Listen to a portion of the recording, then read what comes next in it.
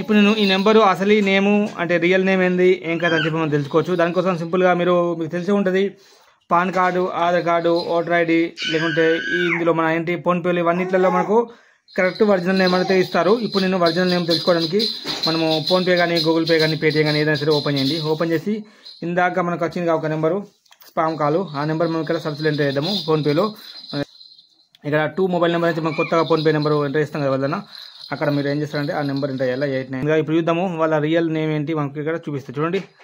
శ్రీరాముల శ్రీనివాస్ వాళ్ళ ఒక real name అన్నమాట.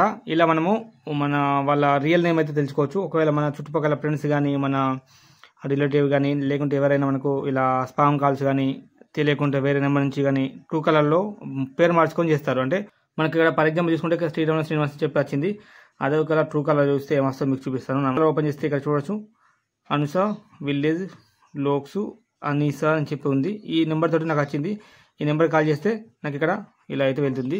ఇలా మనకైతే ఒక రియల్ నేమ్ సెర్చ్ చేస్తే ఏమొస్తుంది ఫోన్పేలా, శ్రీరాముల శ్రీనివాస్. ఇలా మనం అయితే తెలుసుకోవచ్చు ఫ్రెండ్స్, వాళ్ళ రియల్ నేమ్ ఏంటో మనం తెలుసుకోవచ్చు. ఓకేనా, మీకు కూడా ఇలా ఏదైనా స్పామ్ కాల్స్ కానీ ఎవరైనా కాల్ చేస్తే మీరు మీ సింపుల్గా ఆ నెంబర్ తీసుకెళ్ళి ఫోన్పేలో ఎంటర్ చేస్తామంటే వాళ్ళ రియల్ నేమ్ అయితే తెలిసిపోతుంది ఫ్రెండ్స్. ఇంత వీడియో మీరు లైక్ చేయండి, ఛానల్ అయితే సబ్స్క్రైబ్ చేయండి. Thank you.